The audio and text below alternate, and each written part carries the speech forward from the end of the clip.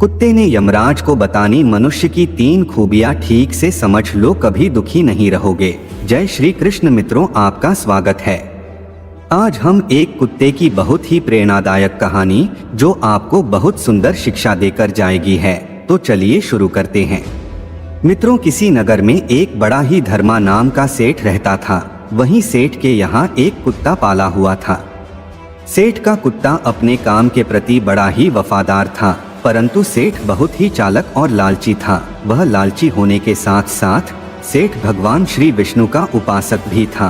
फिर एक दिन सेठ के यहाँ भगवान विष्णु प्रकट हुए तो भगवान विष्णु ने सेठ से कहा कि वो उनसे कोई वरदान मांग ले। सेठ ने एक सादा कागज भगवान विष्णु को देते हुए कहा, प्रभु आप इस कागज पर अपने दस्तखत बना दो ताकि दुनिया के लोगों को मैं आपसे मिलने का सबूत दिखा सकूं।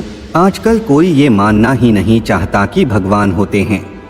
भगवान ने कहा, ठीक है, लाओ मैं तुम्हारे कागज पर अपने दस्तखत बना देता हूँ। इतना कहकर भगवान ने छेद के कागज पर अपने दस्तखत बना दिया और वे अंतर्ध्यान हो गए। सेठ भगवान के दस्तखत वाला कागज हर समय अपनी जेब में डाल कर रखता था।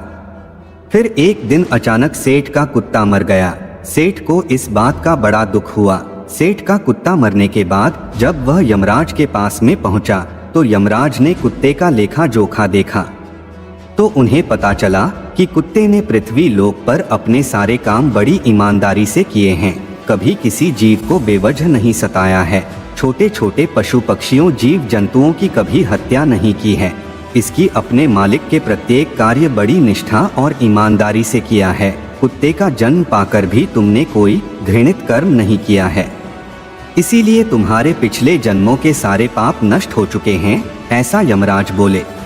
ये कुत्ता, अब तुम ही बताओ कि तुम कहाँ रहना और कहाँ जाना चाहते हो। हम तुम पर बड़े प्रसन्न हैं। तुम्हारी मांग को पूरा किया जाएगा। बताओ। यमराज की बात सुनकर कुत्ता बोला, हे प्रभु आप चाहें मुझे स्वर्ग हो या नरक दो, मुझे सब स्वीकार है, पर मेरी एक बात ध्यान रखना। बस मैं जहाँ भी रहूं वहाँ मनुष्य के बंधन में ना रहा हूँ। मैं कभी भी मनुष्य का गुलाम बनकर नहीं रहना चाहता और ना ही इंसान बनना चाहता हूँ। यमराज बोले हैं, हे स्वान तुम्हें मनुष्य से इतनी नफरत क्यों है? मनुष्य का जन्म तो बड़े सौभाग्य से मिलता है। हम देवता लोग भी धरती पर जाकर मनुष्य बनना चाहते हैं। अभी तक तो तुम कभी मनुष्य नहीं बने थे, इसीलिए तो तुम मनुष्य जीवन के फायदे नहीं जानते हो। जब तुम एक बार मनुष्य बनोगे तभी पता चल जाएगा कि मनुष्य जन्म कितना अनमोल है। तब यमराज की बात सुनकर कुत्ता कहता है, हे प्रभु मुझे पता है कि मनुष्य जन्म कितना अनमोल है और इसके साथ साथ मनुष्य बड़ा ही चालक और स्वार्थी भी है। वो जब मतलब पूरा करने पर आ जाए तो सही गलत को भूल जाता है। असंतोष उसे चैन से नहीं बैठने देता। लालच उसे दिन रात काटती रहती है, जिसके चलते वो अकारण स्वयं ही दुखी रहता है और दूसरों को भी दुख देता है। हम जैसे बेजुबान जानवरों को अपना गुलाम बनाकर अपना कार्य निकलवाता रहता है, यहाँ तक कि भगवान को भी धोखा देता रहता है।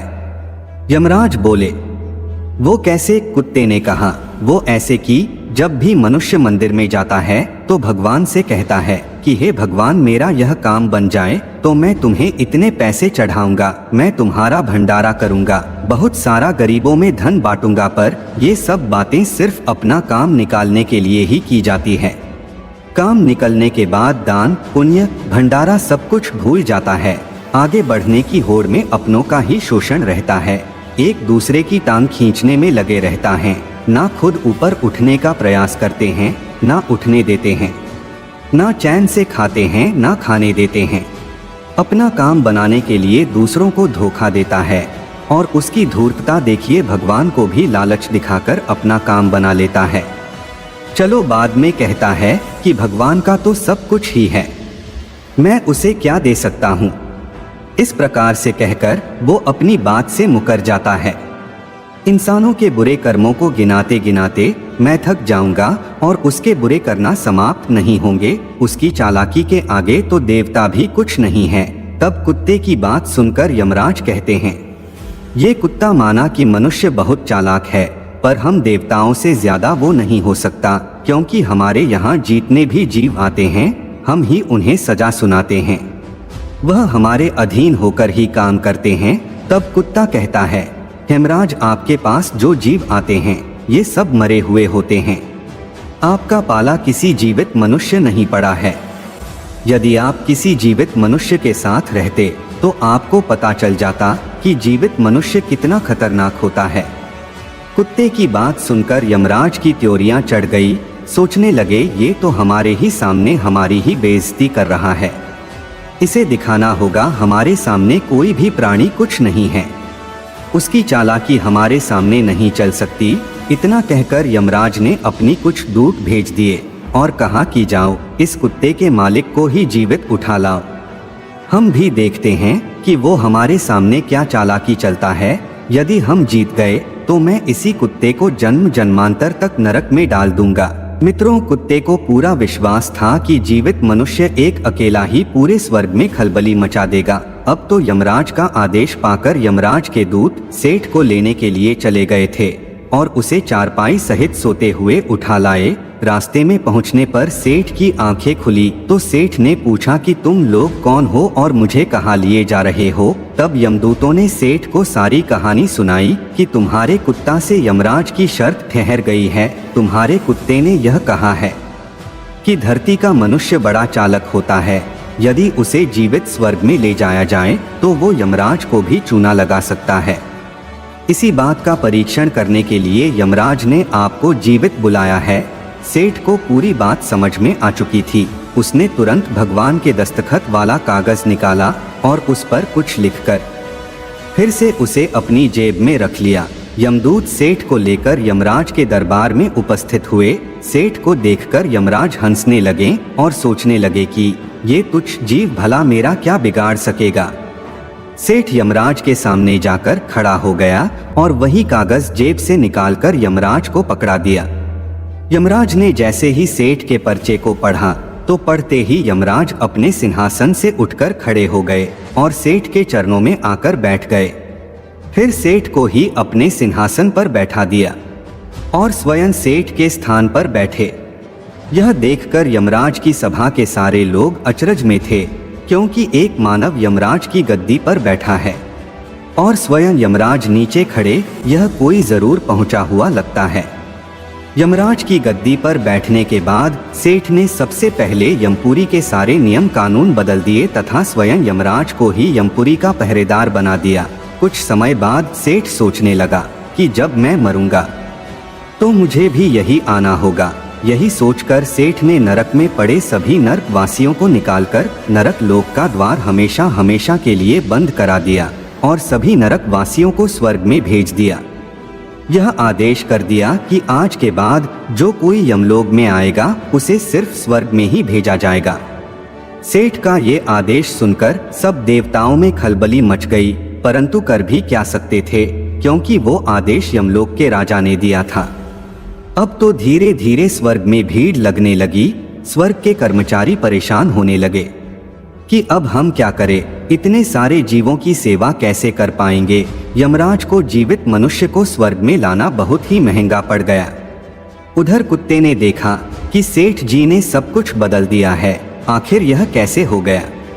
तो उसने सेठ से पूछा कि आपने यह कैसे कर दिया।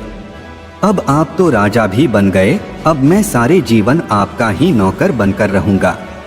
कृपया मुझे बताइए कि आपने यह सब कैसे किया।